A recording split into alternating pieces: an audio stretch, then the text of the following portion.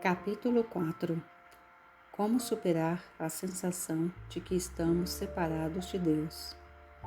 Um dos princípios do caminho infinito é que o segredo de uma vida harmoniosa, alegre e espiritual consiste em conhecer corretamente Deus. Toda pessoa tem o direito de ser ensinada por Deus, inspirada por Deus, suprida por Deus, curada por Deus, amparada por Deus e mantida por Deus. Entretanto, não podemos mais voltar para o reino de Deus, que está dentro de nós, e descobrir Deus enquanto alimentamos conceitos equivocados a seu respeito, pois esses falsos conceitos criam a sensação de que estamos separados do nosso próprio bem. Para entrarmos em contato com o reino de Deus interior e dele extrairmos o nosso bem, devemos compreender o significado da palavra Deus e conhecer a natureza de Deus.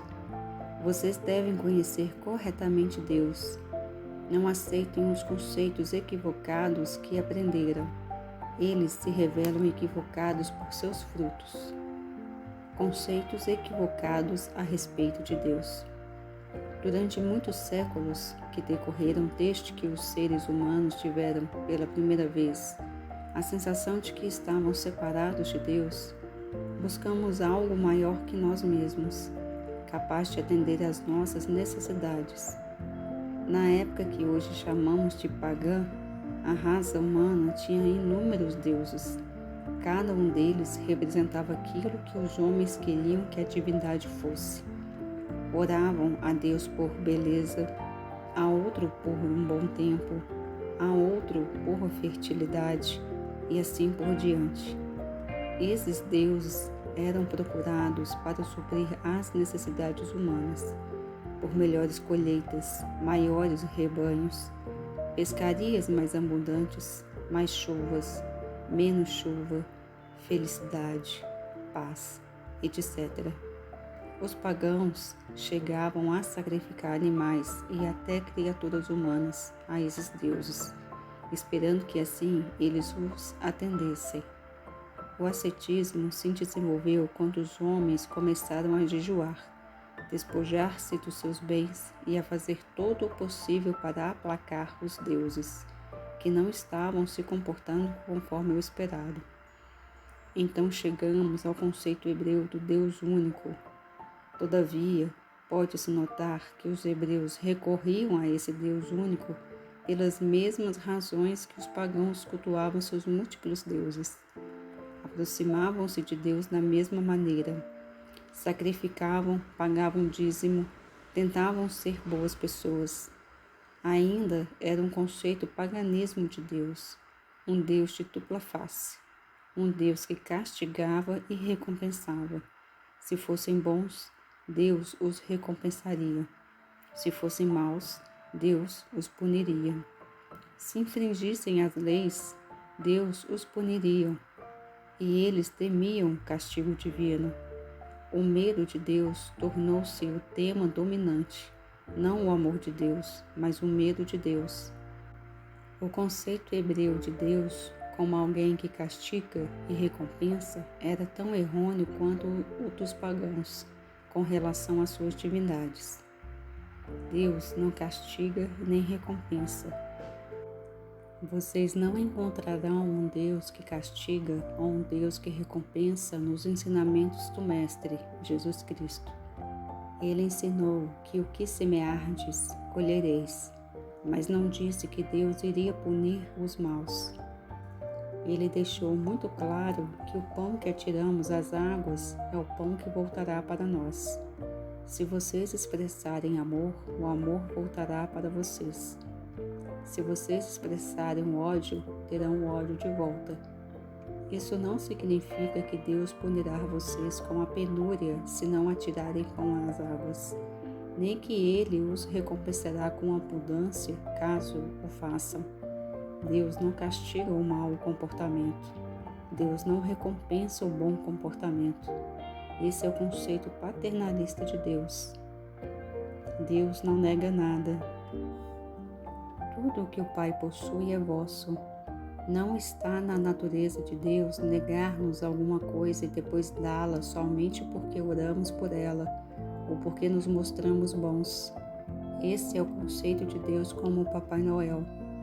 Enquanto cultivarmos esse conceito de Deus, perderemos nossa demonstração de suprimento. Enquanto adorarmos esse tipo de Deus, não teremos esperança de conhecer Deus corretamente. À medida que vocês compreenderem que Deus não recompensa nem castiga, mas é por natureza amor infinito e sabedoria infinita, mais claramente começarão a ver que não há necessidade de comunicar-lhe suas necessidades ou de pedir que ele as satisfaça. Agir assim é remontar à crença pagã de que Deus é capaz de negar. Não está na natureza de Deus negar coisa alguma ou punir por coisa alguma. A natureza de Deus. Um dos princípios que o estudante do caminho infinito deve aprender é a natureza de Deus. E não aprenderá isso apenas por meio da leitura ou ouvindo falar a respeito. Entretanto, se raciocinar, se ponderar, se meditar na mensagem lida ou ouvida, poderá perceber a natureza de Deus em seu próprio íntimo. As palavras ou mensagens são a verdade sobre a verdade, mas a verdade se revela a nós a partir de dentro. A mensagem deve ser levada à consciência e regada até que, como uma semente, transforme-se numa seara espiritual na qual possamos colher. Deus é o poder que mantém e sustém o universo. Deus é o princípio criador, a lei de sua própria criação. Abrindo-se para Ele, descobriremos que Ele está agindo na nossa consciência como uma lei da realização. Eu vim para que tenhais vida, e vida em abundância, pois esse poder veio e está disponível a todos. Não veio para que uns poucos o tenham e outros não. Deus, ou o Espírito, ou a alma, recusa-se a trabalhar apenas para os hebreus, apenas para os protestantes, apenas para os católicos, apenas para os santos. Ele age tanto para o santo quanto para os pecadores, para as pessoas de todas as religiões ou para as pessoas sem religião alguma. Ele atua para todas as cores, credos e raças. É um Deus universal. É livre como o ar para todos e para cada um, e igualmente disponível. Entretanto, não pode fazer parte da nossa vida para uso exclusivo nosso, nem para satisfazer as nossas necessidades e exigências individuais. Deus não nos mantém em servidão. Mesmo o mais insignificante fragmento da compreensão da natureza de Deus curaria metade das doenças e das desavenças do mundo, pois cerca de metade da população do planeta acredita que ele castiga por seus pecados. Trata-se de uma crença teológica. Essa de que estamos sendo castigados por nossos pecados, tanto por ação quanto por omissão, razão pela qual ele nos mantém subjugados. Quem quer que tenha semelhantes crenças não faz a menor ideia da natureza de Deus. Deus é Espírito, Deus é amor, Deus é o infinito, Deus é universal. Poderá um amor infinito, universal, subjugar a si mesmo? Não mais do que a lei da gravidade.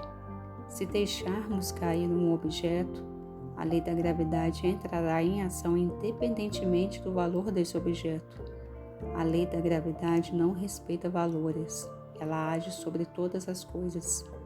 Dá-se o mesmo com a graça de Deus. Ela não tem mais poder para diferenciar o santo do pecador do que a lei da gravidade para diferenciar um objeto barato de um objeto caro. Contudo, não podemos violar a lei de Deus sem gerar discórdia, não porque Deus retire a sua graça ou castigue o pecador, e sim porque, violando a lei de Deus, nós próprios nos afastamos da graça. Embora teus pecados sejam vermelhos, tu és branco como a neve. Disse o Mestre ao bom ladrão na cruz: ainda hoje estarás comigo no paraíso. Isso não foi um castigo muito grande pelo crime, certo? Os pecados de Maria Madalena foram perdoados tão logo ela se arrependeu, reconhecendo-os. Ao longo do Novo Testamento, vocês em parte alguma lerão que Jesus mantinha pessoas em servidão devido aos seus pecados. Nem eu te conheço, mas vai e não pequeis mais, para que nenhum mal te sobrevenha. Os males não sobrevêm não em virtude do castigo de Deus, mas porque colhemos o que semeamos. Se vocês se condenarem por uma falta passada, um pecado de ação ou omissão, e julgarem que estão sendo castigados por ela, lembrem-se de que a natureza de Deus é amor e perdão. A memória de Deus para com os pecados humanos é curta. Vocês é que estarão trazendo as ofensas passadas para sua consciência. Não podem viver no ontem. Não há nenhum ontem em sua experiência, exceto aquele que trouxerem na memória. Não é Deus quem faz isso, são vocês. Deus não pode ser enganado. Lembrem-se sempre de que o Espírito está mais próximo de vocês do que a respiração. Não conseguirão enganá-lo, porque ele é o seu eu, a sua inteligência, a sua sabedoria, o seu instinto orientador. Por isso, jamais roubarão alguma coisa imaginando que Deus não os descobrirá. Deus está bem no centro do seu ser, e no momento em que violarem um princípio espiritual, deixarão de estar em sintonia com Ele. Reconheçamos a presença de Deus. Muitas pessoas à beira da morte ou seriamente enfermas passam a acreditar, de alguma forma, que se separaram de Deus. Então lutam e se esforçam para reencontrá-lo. Que grande erro! A despeito das aparências, nunca nos separamos de Deus. Pecados tenebrosos e enfermidades, leões ferozes saltando sobre nós, pistoleiros nos alvejando, ou bombas atômicas caindo do céu são meras aparências que nos tentam a acreditar que nos afastamos de Deus. Tornamo-nos vítimas dessas crenças, pois alimentar a sensação de que estamos separados de Deus pode revelar-se tão desastroso e devastador quanto a verdadeira separação. Em suma, no momento em que aceitamos a sensação de separação de Deus, é como se não já tivéssemos Deus. Portanto, o que se deve superar é a sensação de separação e não a verdadeira separação. Só há um meio de superar a sensação de separação de Deus: reconhecer a atividade e a presença de Deus onde quer que esteja. Nenhum outro meio foi até agora descoberto. Ouvimos, falamos e escrevemos muito a respeito da busca de Deus, do ato de nos tornarmos um com Deus, dos esforços para entrarmos em contato com Ele, pois tudo isso está errado. Eu gostaria de reescrever cada passagem nos textos sobre o caminho infinito, referente à busca de Deus, ou da tentativa de entrar em contato com Deus. Nos meus primeiros livros, usei a linguagem das Escrituras e do mundo religioso em vez de registrar o que conhecia de coração. Nada do que posso fazer ou pensar nos permitirá descobrir Deus. Esforço algum será bem-sucedido. Não há necessidade de procurar Deus, porque o reino de Deus já está dentro de nós. Nunca houve necessidade disso, nem mesmo nos dias anteriores a Jesus Cristo, pois o reino de Deus está dentro de vós. Isso foi proferido em diferentes para milhares de anos antes que o Mestre aparecesse sobre a face da terra. Se o reino de Deus está dentro de nós, onde iremos procurá-lo? Que esforço será necessário para descobrir aquilo que trazemos cá no íntimo? Pelos simples fatos de procurar Deus, estamos negando que o reino de Deus se encontra dentro de nós, ainda que o saibamos e o proclamemos. Quanto mais recorremos a esforços físicos e mentais para achá-lo, mais negamos que seu reino está conosco. Nosso relacionamento com Deus é: eu e o Pai somos um só, não dois. Deus é, logo eu sou. Isso é unicidade. Todo esforço para entrar em contato com Deus seria o mesmo que Joel tentar entrar em contato com Joel. Procurar Deus é ir atrás de algo que está mais próximo de nós do que a respiração, mais próximo de nós do que as mãos e os pés. Não estamos mais distanciados de Deus do que estamos na nossa respiração, no nosso próprio ser. Orar, meditar, ler textos espiritualistas, frequentar serviços religiosos, aulas ou conferências, tudo isso é busca de Deus. E a expressão buscar Deus pode corretamente ser aplicada a essas atividades. Entretanto, elas não são o mesmo que tentar mental ou fisicamente entrar em contato com Deus, coisa que, no máximo, tende a nos separar dele, da conscientização de que ele está dentro de nós. Em ti estou em casa. Era um maravilhoso dia de 1937, quando a constatação de que em ti estou em casa veio até mim. Relatei essa experiência no capítulo intitulado Ó Jerusalém, em ti estou em casa, no meu livro Caminho Infinito. Antes dessa constatação, eu errava em busca de Deus, vasculhando por toda parte, inclusive nas prateleiras das bibliotecas metafísicas. E durante todo esse tempo, Deus estava em mim e eu estava em Deus. Não lamento os dias passados a procurar porque, ao fim, os livros revelaram que sempre fora verdade. Eu nunca me afastara de Deus, de casa. Apenas não dera por isso. Portanto, não censuremos nem os livros nem as bibliotecas, mas abençoemos tudo o que possa ajudar a revelar-nos a verdade. Se estudarmos as Escrituras e os textos inspiracionais, se abrandarmos os nossos esforços mentais e nos mantivermos suficientemente serenos, um mundo inteiramente novo se abrirá para nós. Deus se nos revelará. Não é preciso estarmos fisicamente imobilizados. Podemos continuar o trabalho, cavalgar, fazer as tarefas domésticas ou os negócios, qualquer coisa, desde que estejamos mentalmente serenos, com o ouvido interior alerta e uma atitude receptiva. Então talvez percebamos quão perto Deus se acha e por que o poeta pôde dizer de forma tão bela, mais perto do que a respiração, mais perto do que as mãos e os pés.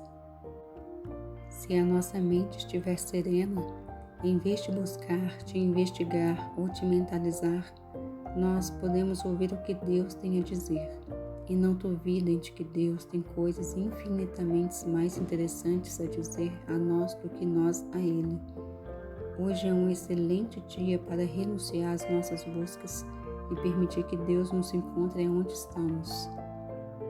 Ainda que eu armasse a minha cama no inferno, Deus ali me encontraria. Se eu caminhar pelo vale da sombra da morte, Deus ali me encontrará. Não precisamos procurar Deus, só precisamos saber que Ele está sempre conosco e que jamais irá nos abandonar. Podemos descansar nessas palavras. Se não o fizermos, estaremos cerrando as cortinas da janela e saindo em seguida à procura de luz. O reino de Deus está dentro de vocês. Por que procurar mais? Simplesmente reconheçam que Deus está mais perto do que a respiração, mais perto do que as mãos e os pés. Aceitem que eu e o Pai somos um só, aqui e agora, e o lugar onde me encontro é solo sagrado. Não faz diferença que seja o inferno. Lembre-se de que em alguma ocasião, em algum lugar da nossa vida, todos nós já tivemos no inferno. Pode ter sido o inferno do pecado, pode ter sido o inferno da doença, pode ter sido o inferno da carência e da limitação, do desemprego, do perigo e da insegurança. Essas coisas são todas infernais. experiências horríveis, mas transformam-se quando nos conscientizamos de que mesmo no meio do inferno, tu estás aqui. Não preciso procurar-te mesmo neste pavoroso lugar, pois estarás comigo ainda que eu tenha que caminhar pelo vale da sombra da morte. Reconheçam, o lugar onde me encontro é solo sagrado. Por quê? Porque Deus aí está. De que vale procurar Deus se Ele encontra-se ao nosso lado? Se Deus é onipresente, poderá estar ausente do lugar aonde nos encontramos? Se Deus preenche todos os espaços e tempos, haverá tempo ou espaço longe dos quais Deus esteja? Deus está em vocês onde quer que se encontrem. É onipresente, sempre presente. Demonstrem a onipresença. Pratiquem a consciência da onipresença até que obtenham uma completa percepção dela. Em vez de procurar Deus, reconheçam. O Pai está comigo, não onde eu o procuro, mas dentro de mim. Quando? Agora que eu o reconheço, pois é onipresente, sempre presente. Obrigado, Pai. Tu estás aqui. Não devo temer o mal que porventura venham a me causar os mortais. Não devo temer nenhuma presença ou poder no céu, na terra ou nos infernos, pois a onipresença está comigo. A onipresença de Deus segue comigo e adiante de mim para aplanar os meus caminhos. A presença permanece atrás de mim para abençoar todos aqueles que tomam o mesmo rumo. A presença avança à minha direita e à minha esquerda. Realizem-se com a clara consciência da onipresença, que é o primeiro ponto a praticar antes de passar ao seguinte. Deus a tudo abrange.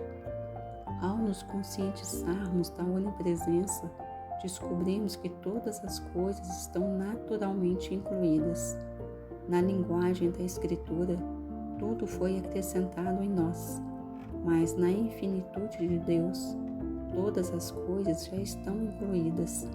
Sendo todas as coisas, Deus inclui saúde, suprimento, abrigo, companheirismo, oportunidade, exaltação, talento, capacidade, gênio, etc. Por isso, há só uma demonstração a fazer: a demonstração da presença de Deus, a constatação da onipresença. Pensar no suprimento, no companheirismo ou no abrigo como coisas separadas e isoladas de Deus e depois tentar demonstrá-las, na verdade nos aparta dessas coisas. Deus é a única saúde, é o único suprimento que existe. Não existe paz, satisfação e segurança a não ser em Deus e por intermédio de Deus.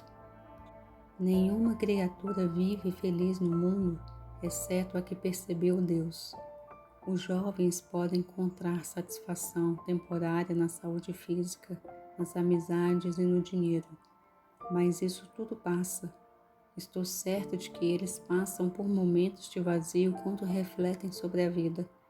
Afora as pessoas de pouca idade, que ainda se deleitam com as alegrias do mundo exterior, é seguro afirmar que nenhum homem ou mulher na terra jamais encontrou a felicidade ou a paz de espírito, a não ser na medida que compreendeu Deus. Muitos acharam a riqueza sem Deus, mas outros tantos também descobriram que não se tratava de algo permanente e acabaram perdendo-a de um modo ou de outro. Muitos acharam a saúde, mas por fim sobreveio algo que os privou dela. Conheço milionários que têm tudo no mundo, exceto Deus, e se ocupam na busca da única coisa que não lhes pertence, negligenciando tudo o que possuem. Conheço pessoas que gozam de perfeita saúde física e mental, mas ainda assim sofrem. Entretanto, se tomamos consciência de Deus, Não há como perder a saúde, a fortuna, o lar, as amizades, pois Deus é a nossa saúde, a nossa harmonia, o nosso lar, a nossa alegria e a paz de espírito. Ele não nos manda nem nos dá essas coisas, Deus apenas é. Uma vez que reconheçamos que Deus é a plenitude do ser, a única demonstração que nos resta fazer é a demonstração do eu. Quando temos o eu, todas as coisas nos são acrescentadas e a abundância se manifesta. Eu vim para que tenhais vida e vida em abundância. Perguntem a vocês mesmos, de que valeria a saúde se não tivesse Deus? De que valeria o suprimento, uma casa ou um amigo, se não tivesse Deus? Nossa vida nos é proporcionada pela graça. De acordo com o conceito humano de suprimento, nós asseguramos nosso meio de vida por intermédio do trabalho e do esforço, e por sermos merecedores dele. Um falso ensinamento levou-nos à crença de que ganhamos a vida com o trabalho. Ora, a nossa vida nada tem a ver com o trabalho. A nossa vida é proporcionada pela graça. Nunca se pretendeu que devêssemos trabalhar mental ou fisicamente em troca de suprimento. Uma criança nada faz para ganhar a vida e vive muito bem. A comida, a roupa, a moradia, a educação. Até mesmo as férias lhe são dadas sem que precise levantar um dedo para obtê-las, ou mesmo pensar nelas. Da mesma forma, Deus atende a todos nós, os seus filhos. Com efeito, estranho Deus seria esse se não velasse por sua prole. O Pai sente enorme prazer em dar-nos o seu reino. Assim, o conceito espiritual de suprimento é a onipresença. Sem dúvida, temos as nossas ocupações ou profissões, mas devemos exercê-las por prazer. Executamos aquilo que nos é dado a fazer e fazemos pelo prazer de fazê-lo bem, não para ganhar a vida. Vocês descobrirão que às vezes ganham menos com a sua ocupação ou provisão do que outras fontes de renda ou de suprimento de que dispõem. Em outras palavras, devem tirar tanta alegria do que fazem quanto eu do meu trabalho. Certamente eu nunca faria esse trabalho apenas para ganhar dinheiro. Ficaria muito feliz mesmo se não obtivesse nele nenhum rendimento. De fato, quando se é chamado a fazer este trabalho, descobre-se que é possível renunciar alegremente ao lucro só pelo prazer de executá-lo. Assim deve ser com toda a arte, profissão, ocupação ou emprego. É preciso ter alegria ao trabalhar. Quando nos despojamos do conceito mental e humano de ganhar a vida, compreendendo que o trabalho é apenas aquilo que nos é dado a fazer hoje, duas coisas acontecem. Nosso trabalho pode não ser do tipo que apreciamos plenamente, mas se o aceitamos e lhe damos o melhor que podemos a cada instante, pouco a pouco, ascendemos para os que nos afiguram uma forma de trabalho mais elevada e mais nobre. Quando nos desvencilhamos do conceito humano de ganhar a vida, também descobrimos que o nosso sustento nos é assegurado pela graça. Ela flui eternamente para nós. Pode chegar pelo correio, no contra-cheque ou por meio dos nossos investimentos. Tudo o que precisamos fazer é despertar e aceitá-la. Estamos tão habituados à ideia de trabalhar e de merecer o bem que nos chega que, a princípio, lutamos mais para aceitá-lo do que para obtê-lo. Mas já é tempo de desenvolver a capacidade de descontrair e deixar que a vida venha até nós pela graça. Vocês poderão pensar, mas como? É impossível. Tudo o que eu tenho é o que eu ganho, ou o que o meu marido ganha, ou o que o meu marido herdou. Isso não é absolutamente verdadeiro no reino espiritual, que se encontra aqui e agora, quando renunciamos aos conceitos humanos de suprimento. A maior lição que o caminho infinito tem a oferecer é a tão bela, repetida verdade. segundo a qual temos que procurar e descobrir apenas Deus, deixando de lado tudo o mais. Buscai primeiro o reino de Deus, e o resto vos será acrescentado. Quando usamos as palavras buscar e encontrar, queremos dizer que orar, meditar, ler textos espiritualistas e frequentar serviços religiosos, aulas ou conferências que constituem uma procura de Deus. Como perceber a onipresença? Deixemos de lado toda tentativa de demonstrar emprego, renda, companheirismo, lar, saúde, riqueza, liberdade, alegria, paz de espírito ou mesmo pureza. Renunciemos até o desejo de sermos bons e castos. Limpemos o templo, limpemos a casa de todos os velhos anseios até que o nosso único sonho seja perceber a presença de Deus, compreender a onipresença, conhecer Deus do modo certo. A princípio, é difícil conhecer Deus corretamente, porque pensamos nele conforme os nossos conceitos de Deus. Pode tratar-se do conceito de Jesus, segundo o qual Deus é Pai ou um Pai interior. Ou pode tratar-se do conceito de Paulo, segundo o qual Deus é Cristo. Pode também se tratar do seu próprio conceito, ou do conceito dos seus pais, da sua igreja, ou do conceito metafísico de Deus como Espírito, vida ou princípio. Todos eles são meras facetas de Deus. O amor é apenas uma das diversas maneiras pelas quais Deus se apresenta. O Espírito é apenas uma das diversas maneiras pelas quais Deus se apresenta. A lei é apenas uma das diversas maneiras pelas quais Deus se apresenta. Portanto, esqueçamos o tipo de Deus que aprendemos e visualizamos ou no qual acreditamos. Em vez de pensar em Deus de forma finita e limitada, compreendamos que a vida, a verdade, o amor, a substância, o princípio, a lei, a alma e o espírito constituem modos pelos quais Deus se apresenta a nós. Deus, porém, é ainda maior que a soma total dessas facetas. Não nos preocupemos mais com as coisas que nos ensinaram a respeito de Deus, ou com aquilo que os livros nos dizem que Deus é, e busquemos a visão totalizante.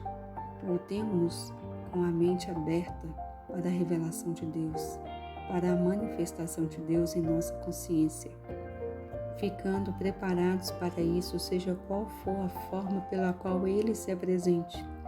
A revelação virá de modo diferente para cada um.